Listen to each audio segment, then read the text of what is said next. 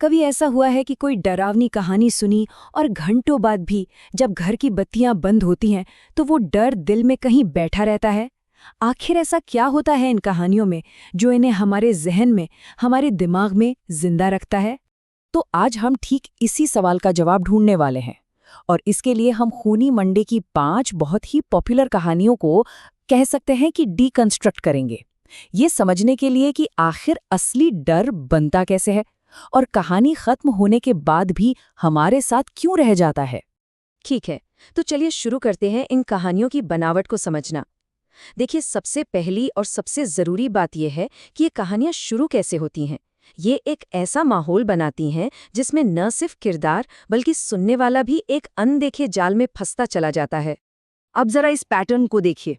हर कहानी की शुरुआत कितनी नॉर्मल है, कितनी जानी पहचानी सी। एक फैमिली ट्रिप, दोस्तों के साथ आउटिंग या घर पर कोई त्योहार। ये सब हमें एक कंफर्ट जोन में ले आता है। हमें लगता है कि सब कुछ ठीक है, सब कुछ सेफ है। ये एक लाइन, ये उस शुरुआती फीलिंग को एकदम परफेक्ट तरीके से बताती है। माहौल एकदम खुशनुमा है, बिल्कुल नॉर्मल। किरदारों को जरा भी अंदाजा नहीं है कि बस कुछ ही देर में उनकी ये खुशी एक भयानक सपने में बदलने वाली है।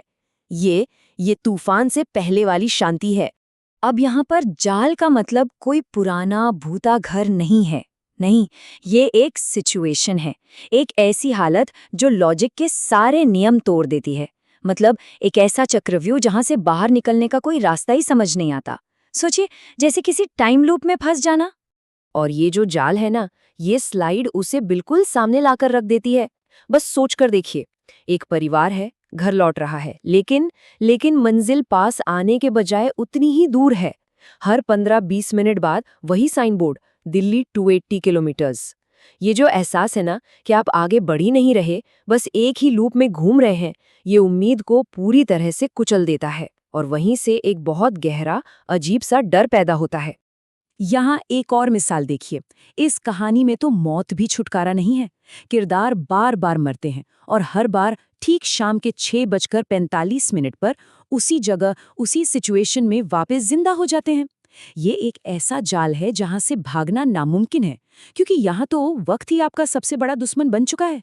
चलिए अब थोड़ा और आगे बढ़ते हैं और देखते हैं कि ये डर आखिर इतना गहरा होता कैसे है। इन कहानियों में हॉरर अक्सर एक नतीजे के तौर पर आता है। ये तब होता है जब किरदार जाने अनजाने में कुछ ऐसे नियम तोड़ देते हैं जिन्हें तोड़ना नहीं चाहिए था। मानो जैसे उन्होंने कोई अदृश्य लाइन क्रॉस कर दी हो। तो होता यह है कि इन कहानियों में डर एक तरह की सजा बनकर आता है। और ये सजा तब मिलती है जब किरदार इन 3 में से कोई एक गलती कर बैठते हैं।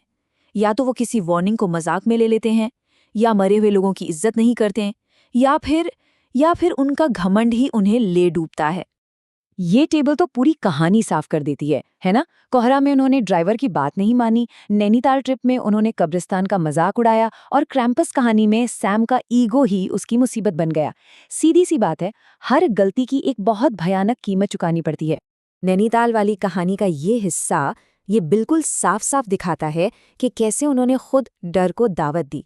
उनके लिए वो बस मस्ती मजाक था, लेकिन उस अनदेखी दुनिया के लिए ये एक बहुत बड़ी गलती थी और इसकी सजा तो मिलनी ही थी। अब आते हैं सबसे दिलचस्प हिस्से पर। ये कहानियां करती क्या हैं? ये डर को किसी बाहरी भूत प्रेत से हटाकर सीधा किरदारों के दिमाग के अंदर प्लांट कर देती हैं। मतलब असली जंग किसी मॉन्स्टर से नहीं, बल्कि उनके अपने ही मन से शुरू हो जाती है।